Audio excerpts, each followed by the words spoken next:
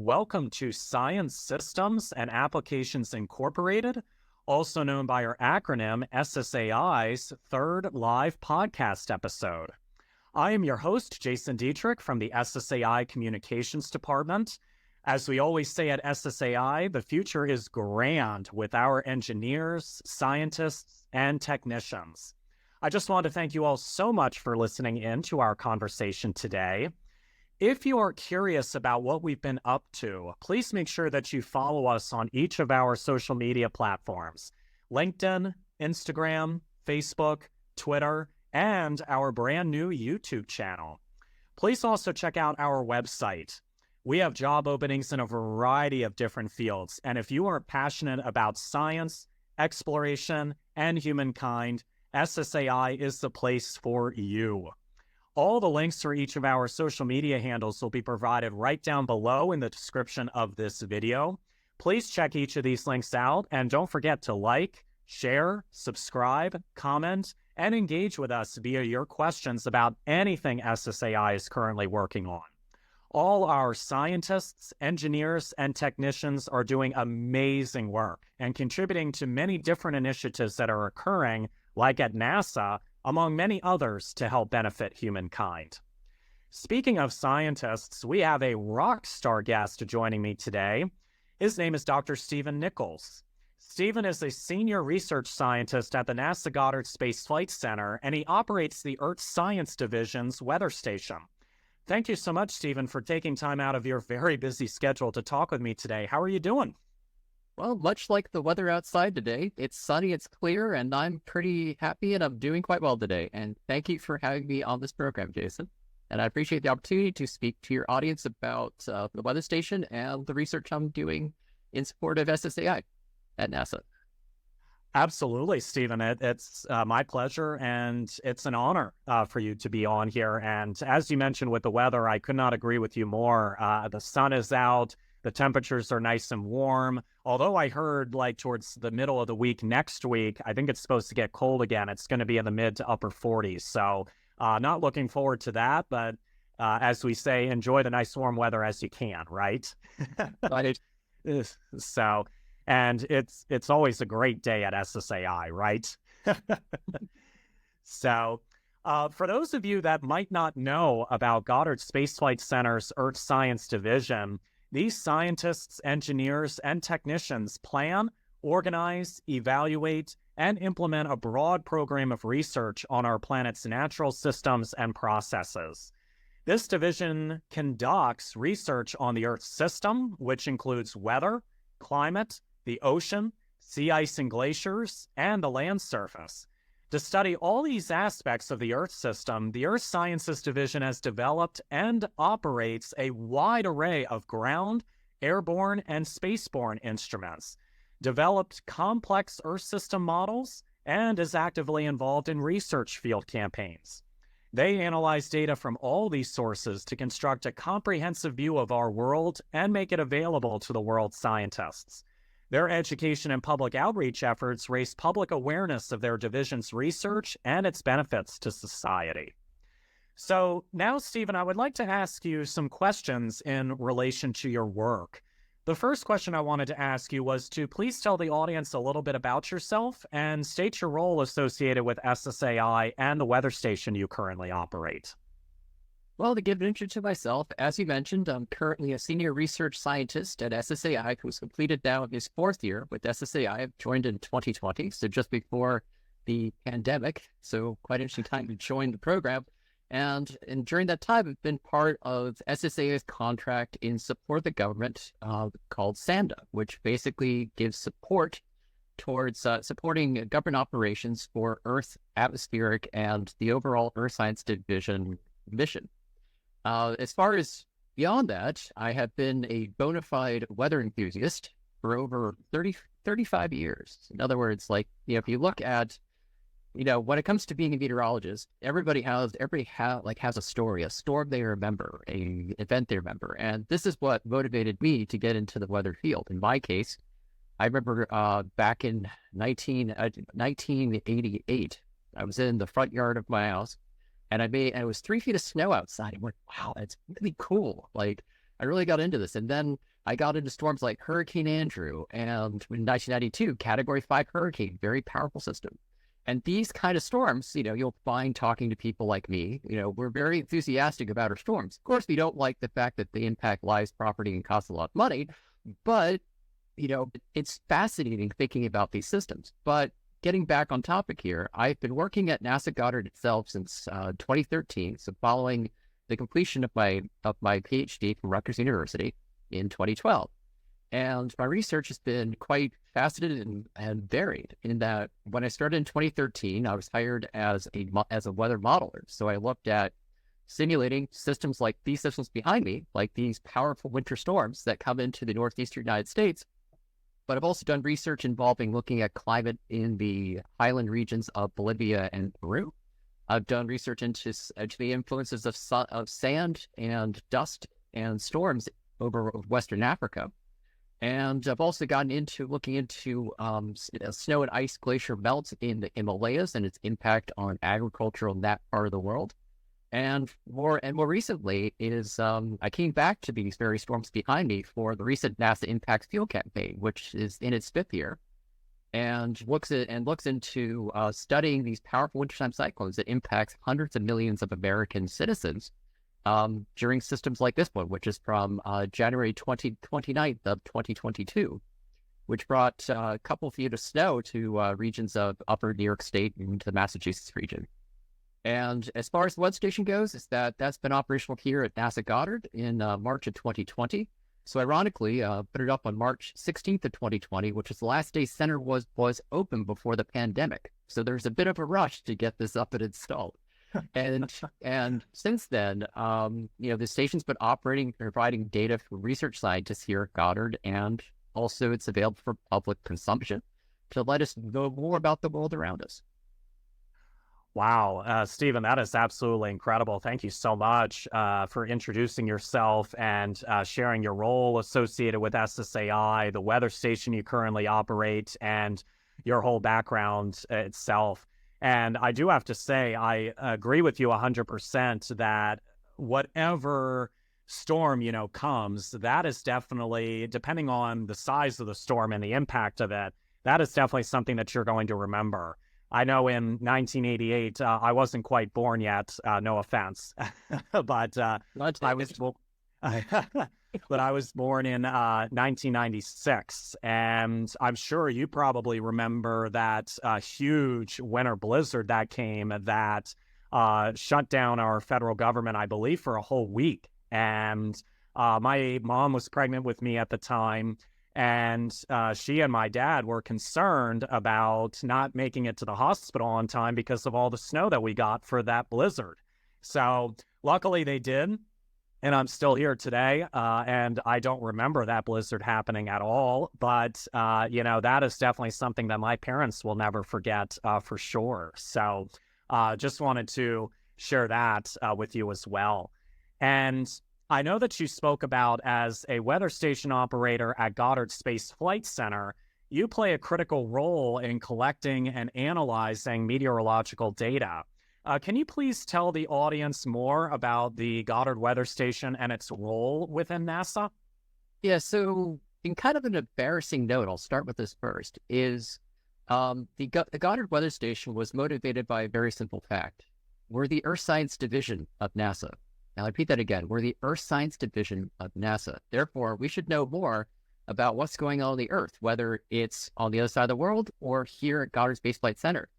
And prior to the installation of the Weather Center in 2020, the best weather station we had on Goddard was something you could buy from a department store, despite being the Earth Science Division. And so, we weren't really collecting or analyzing meteorological data here on center, despite the considerable investment in time NASA researchers have spent on analyzing air pollution, radiative effects, and trying to calibrate satellites orbiting over our head. So the weather station was intended to provide a context to these observations to understand, well, in addition to it being, let's say you have a very polluted situation, you have a bad air quality day.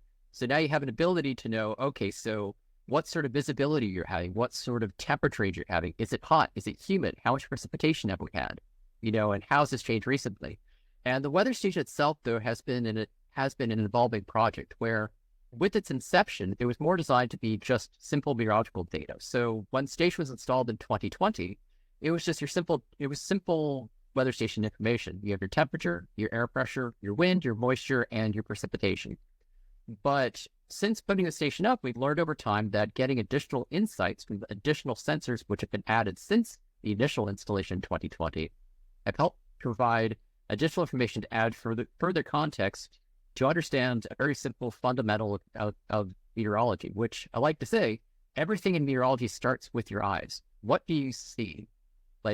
So I look out the window and it's like, well, today there's not many clouds in the sky today, which tells you a lot. But if you have dark clouds on your horizon, it probably means it's going to storm or wind or have precipitation soon, most likely. But since the 2020 system, we've added additional sensors, which include a present weather sensor, which allows to tell what kind of precipitation is falling and what sort of visibility you have. So we now know that in addition to temperature, wind, and precipitation, is it foggy? How far can I see in the distance? And also, is it snowing, raining, sleeting, hailing? It doesn't, can you get these additional information? So we add value to that. And then in 2023, we took this further to go more to which I propositioned the division to try to purchase a all-sky camera with the idea of providing a view of what goes on overhead. Now, an all-sky camera provides a 360-degree view of the sky from horizon to horizon at any time. And this allows us to see, in total, what's really going on over our heads. And in addition to this, I also had my first collaboration with one of my work colleagues, because part of the weather station is not the data I collect, but also working with others in the building to find unique ways to tell my story as well as theirs, and to tell the entire story for Goddard. So in my case, one of the first ways was with the microwave radar, or MRR, which this is a little different than your typical news station weather radar, which you see those scans where it tells you precipitation's coming in. The difference is this one points straight up and down. So that's all it does. So it doesn't swing. So it won't tell you it's raining in West Virginia in my case. It just tells you, well, what's going on over my head right here. And taking this camera data and this radar data, you can tell, okay, is this cloud precipitating? How heavy is it precipitating? And again, this kind of adds to my story, but also to my colleagues. And the most recent addition in 2024 was a device called a ceilometer, which you might feel ceilometer ceiling, like of a room. So it tells you about cloud base heights. So it provides information about, if you look at that image of the sky, how high is that cloud? What phase is that cloud? Is it snowing? Is it liquid? Is it, so you provide further context down the line. And this kind of ties into what the weather station's purpose is, which it's not only to provide high quality research grade weather data for both the researchers here, but also it's open to the general public. So if anybody in the DC area wants to come in and see how warm is it, what's my recent weather been, then come on to our page, and then they can see these data and analyze, okay, so how windy was it? So if somebody's roof blows off, let's say, I probably have a 50, 60 mile per hour wind gust, and you know what time it happened, when it happened, and how strong it was. But ultimately, my role as the NASA Weather Station operators actually evolved since 2020 as well, where despite being a research institution, where people with instruments tend to be a little bit siloed into themselves. So somebody focuses explicitly on air quality, or explicitly on, my case, precipitation. So part of my job is to try to develop collaborations and synergies amongst the NASA community to make the best use to leverage all these data we gather on the roof, which, to just list a few of these, we have for air pollution and smoke, for example, like many in the DC area might remember last June, we had a really bad smoke event where visibilities were horrible, and they were saying, and you literally smell it. And so, but ultimately, my weather station couldn't tell you about that other than the visibility was less than 1 mile. That's what weather station could do. But with additional sensors like MPLNet, AeroNet, and Pandora, you're able to provide further context into, okay, so what's it? So Pandora tells you what's in the air. Is it smoke? Is it nitrogen dioxide? Is it emissions from cars? Is it emissions from smoke? And meanwhile, MPLNet allows you to say, okay, so where are these layers in the atmosphere? So is it above the ground? Is it the ground? Is it and ultimately this impacts people on the ground because you understand where these health effects are occurring and how they're changing. Wow, that's just absolutely incredible, Stephen, and I really appreciate your in-depth answer there in relation to some of the instruments that you currently have, for your weather station, and how it has evolved over the last couple of years. I'm just amazed at how much technology has evolved over the last several decades, because we're able to discover hidden pieces of information about planet Earth in general that we might not have known about, 10, 15, 20, or 30 years ago. So thank you so much for providing all that information. And my third question I wanted to ask you was, as someone who has also been involved in NASA field campaign work, like you have explained, related to weather and natural disasters and even climate change, what are some of the most memorable challenges you faced while preparing for and responding to these events? And how has your work contributed to improving our understanding and response to such crises here along the East Coast and even around the world? Right. And to get into that is the two most significant field campaigns I've dealt with are in particular two missions. One is called the High Mountain Asia Team Directive, which was a project between 2016 and 2019, which was targeted, you might figure, by high mountain Asia. So naturally, we're talking about Himalayas and Tibet, and that particular project was focused on looking at how changes in water resources in that region of the world impacted people locally now and potentially in the future itself.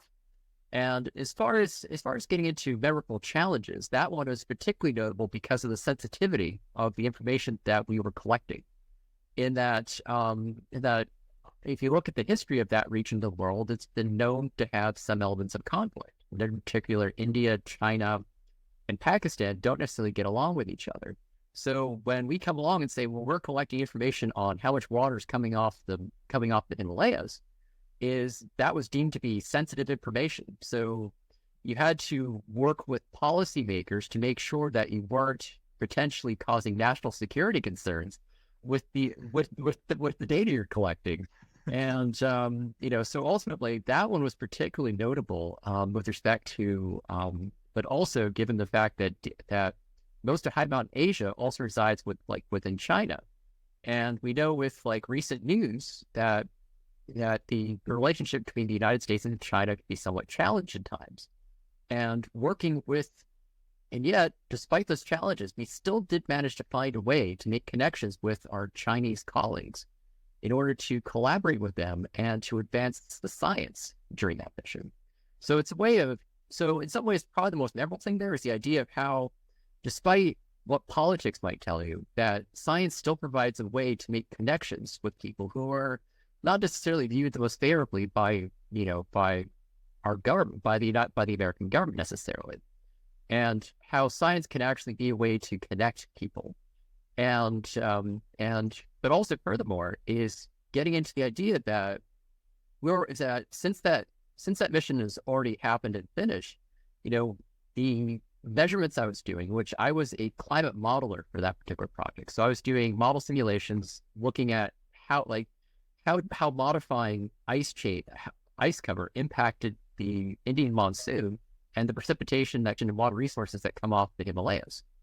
And the idea is sort of like looking at, well, if there's fewer glaciers, there's less runoff during the dry season, which easily you can see, well, less water means there's going to be reduced agricultural input, which in a region where you have between China and India, 2 billion people living there, obviously that has significant ramifications with respect to feeding populations, hunger, and other global issues. And but to get into the other half, which is work I've done with SSAI, has been involved with the impacts mission, which is the investigation of microphysics and precipitation for Atlantic coast threatening snowstorms. So in this case, it's the picture behind me. So the main focus of this field campaign is looking into these powerful wintertime cyclones, which impacts over 100 million Americans in some of these larger systems.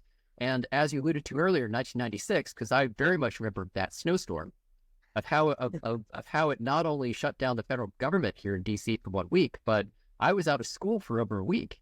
Of course, I was very happy and delightful to be at home, but ultimately that storm caused over $1 billion in economic disruption to the U.S. economy, just in the case of transportation being frozen, people not going to work, decreased productivity, and all these other elements.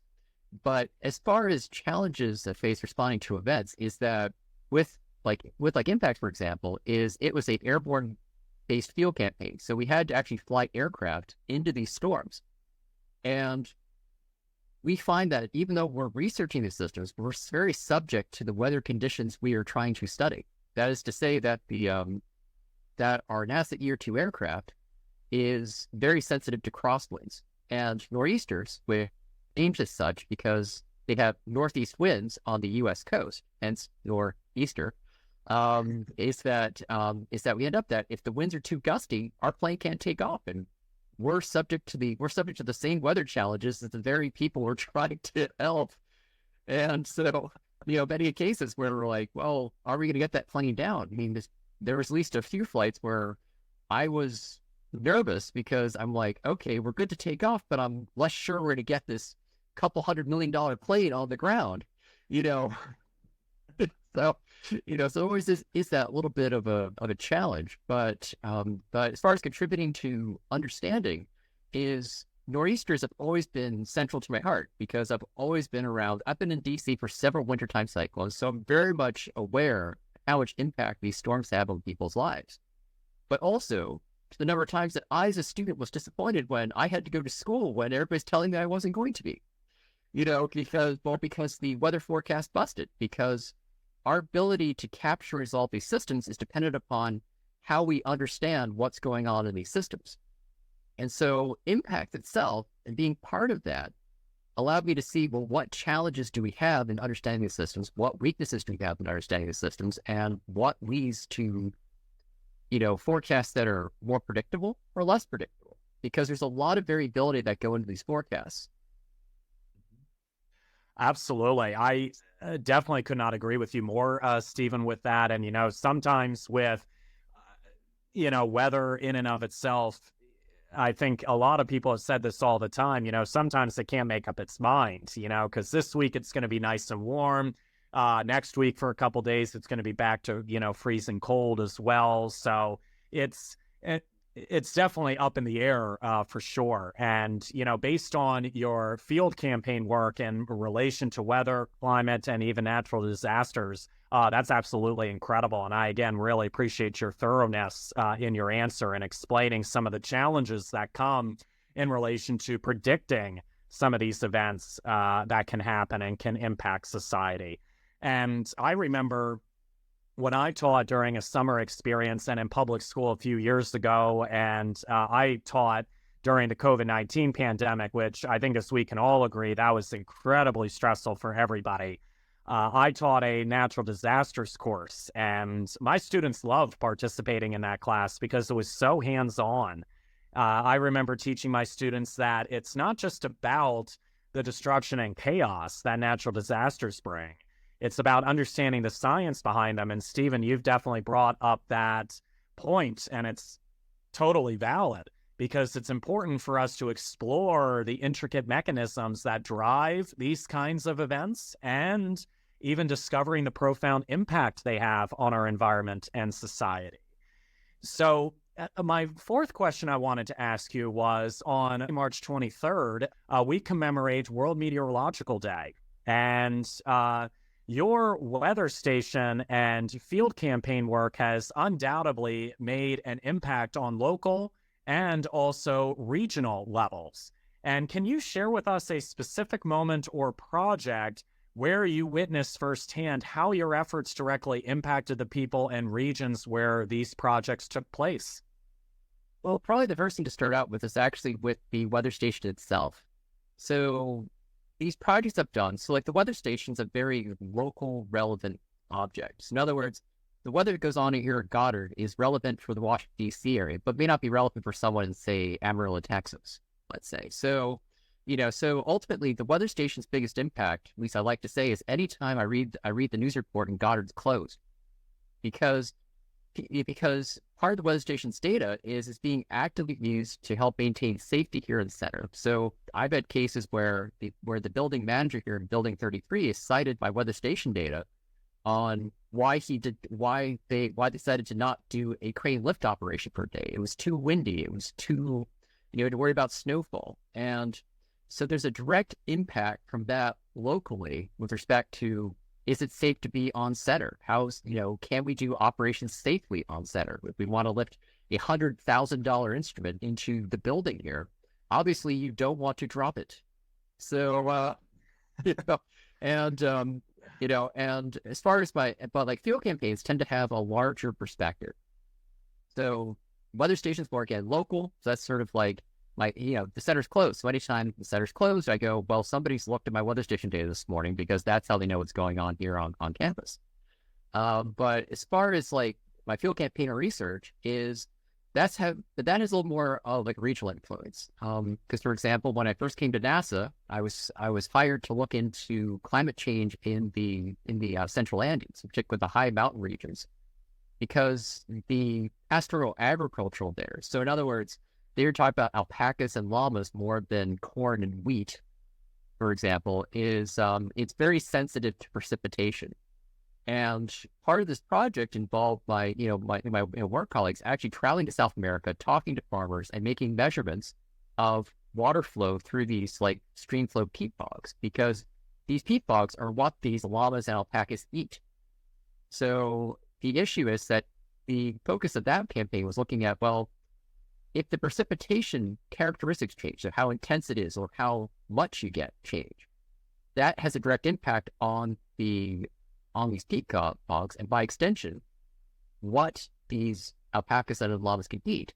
And it was particularly notable that I was speaking to my work colleague just a month ago, and he mentioned that a peat bog, which was part of our study in southern Bolivia, is that our prediction for research was that the precipitation was to become less frequent and more intense. And ultimately, that has already come to fruition already, in which the peat bog we've actually studied back nearly almost 10 years ago now is almost completely gone because of the changing precipitation. So we're literally so it's literally a measure of climate change. And this has directly impacted the very farmers we actually interviewed, being that they've had to move their livestock around in order to adjust for what plant material are available to their llamas and alpacas. As far as high mountain Asia is, as that government folks there are looking at, we're already looking at glaciers in the Himalayas are getting smaller every year. So far, this hasn't had any significant impact, at least on the agricultural yet, because at least in the short term, you get more glacier melt, which increases water runoff, which is actually fine for agriculture. But if you start losing these glaciers, then you're going to start thinking about months where there might not be as much precipitation and potentially could incite political issues between the countries which are dependent upon those resources. And as far as impacts, is that obviously we collected 5 years worth of data, and currently myself and my colleagues are actually analyzing this data to better understand the development of these weather systems and where the snow falls. But ultimately, the biggest impact is literally thinking that in 10 years from now, the data collected from impacts will be included in all these weather models, which we use to make predictions of snowfall. And ultimately, that's probably the most significant impact from impacts. Well, on the pun to say impacts of impacts. But but the idea though that all this research will feed into not only influencing people here on the East Coast, but me personally, I live here, and and so ultimately, seeing everything from these perspectives of a local perspective of a weather station to changing pastoral agricultural behaviors in South America to high impact snow events here on the East Coast. I mean, ultimately, these are things which can be seen, especially when you get to hindsight, say 5-10 years on after the work. Yeah. Well, I was going to say, Stephen, that's I really appreciate you sharing about the impact of your work on a national level. It's truly incredible, and it's truly humbling to see how your efforts have contributed to shaping policies and strategies that benefit our entire nation. This recognition reinforces our commitment to making a difference, and it also serves as a reminder of the importance of collaborative efforts, like you mentioned, in addressing pressing issues. And, based on your current work, this makes me think about the 17 Sustainable Development Goals, or SDGs, that are being advanced by the United Nations and the United Nations Academic Impact. Have you heard of those goals? I have. Oh, fantastic. Well, and, I remember during my undergrad, I did a lot of work in helping to advance the 17 SDGs. And the 17 SDGs help to provide a roadmap for a better and more sustainable future. When it comes to weather station monitoring, it's fascinating to see how interconnected it is with many of these goals, from ensuring access to clean water and sanitation, which is SDG Goal 6, by monitoring precipitation levels, to promoting sustainable cities and communities, which is SDG Goal 11, through data-driven urban planning based on weather patterns. Weather station monitoring plays a critical role. And moreover, by providing timely and accurate weather forecasts, it contributes to disaster preparedness, which is SDG Goal 13, and helps mitigate the impacts of climate change, which is SDG Goal 13 as well. That's the whole overall emphasis there. In essence, weather station monitoring isn't just about predicting the weather. It's about safeguarding our planet and advancing the goals of sustainability and resilience for generations to come. And Stephen, this leads me to my final question I wanted to ask you, which was, in your role as a weather station operator, how do you see the intersection between meteorology and SSAI's mission? Specifically, how does your work contribute to advancing scientific research, environmental monitoring, or technological innovations that align with SSAI's goals? Well, I started this out with going back towards the beginning of our podcast today, and to say that research always starts with what you can observe. So a large part of what the weather station is an ability to tell me, okay, I see what's going on over my head, but why is it that way? And well, in addition, that saying that, like, the weather station work I do is it's an effort of one of many. Because if I'm interested in weather and climate in Washington, D.C., the weather station data I collect, although impressive, is most relevant to people here in the Washington, D.C. region. Whereas if I'm talking to, going back to the HIMAP project for a second, if I'm talking to a farmer in India, he's probably, he may have never seen snow in his lifetime in his farm field. So ultimately, my measurements of snowfall and winter storm patterns in North America may not have much relevance to somebody in the other end of the world. But there are other weather stations around the world besides mine, which collectively cover 29% of our planet, considering all the land. And, and in that case, you do get data which is relevant to that farmer, but also relevant to me, in that my data is very useful for here. And that weather station, which is in India, is very relevant for that farmer in India. And so it's the synthesis. So the general impact and the alignment between weather station operations and SSAI's missions for environmental modeling and technological innovation has to deal with trying to make connections amongst people, scientific instruments, and across divisions and across roles. So in my case, it's like, well, if I have all this meteorological data, it may not be the interest of somebody who looks at air pollution necessarily. They're more interested in knowing, well, how polluted is the air more than what's the temperature. But if you take his story and you combine it with mine, you can get additional information from that helps create a better story of weather, climate, and essentially the story of our planet and where it's been and where it might go. And so it's that sort of synthesis and combination and making collaborations with Al and myself that allow me to and help me advance scientific research. Because if somebody needs to better understand, well, okay, if it's polluted, when was the last time it rained? How did that change the amount of pollution in the air?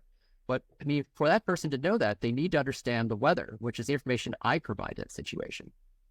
But in a similar sense, somebody uses my data to better understand their problem. And in the same sense, the information I get from those air quality folks also helps me better understand, well, why is the visibility at my station down to less than 1 kilometer during a major smoke event?